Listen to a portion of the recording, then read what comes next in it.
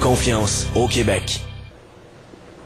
D'ici 2020, le prix de l'essence au Québec risque constamment d'augmenter. Écoutez bien, dès le 1er janvier prochain, les consommateurs québécois seront les seuls dans l'est du continent à subir une hausse des prix de l'essence à cause d'un nouveau marché du carbone avec la Californie qui vise à réduire les émissions de CO2 dans l'atmosphère. Les explications de Michel Morin.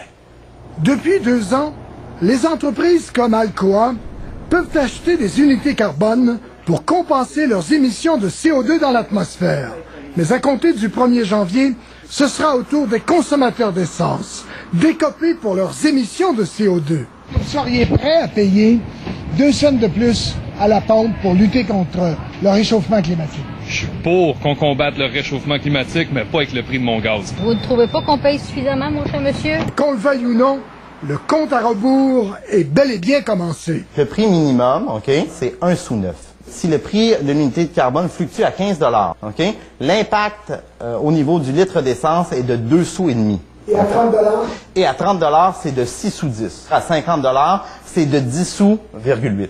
Même si les automobilistes québécois sont déjà les plus taxés pour leur essence en Amérique du Nord, pas question pour le ministre de reporter l'échéance du 1er janvier. On est déjà en retard. On aurait dû commencer ça il y a 10 ans, il y a 15 ans, il y a 20 ans. Seul, il faut... C'est ça être un leader. Selon le Club automobile du Québec, pour une Honda Civic parcourant 15 000 km, une hausse de 2 cents le litre sera équivalente à 22 $ par année. Mais à 6 cents le litre, la hausse sera de 67 $ par année. Globalement, le gouvernement du Québec pourrait sortir grand gagnant de l'opération. Si l'ensemble des unités de carbone encantées par le gouvernement trouvent preneur, c'est plus de 3 milliards de dollars qui vont avoir été encaissés par le gouvernement du Québec. Michel Morin, TVA Nouvelles, Montréal. Un soldat atteint de la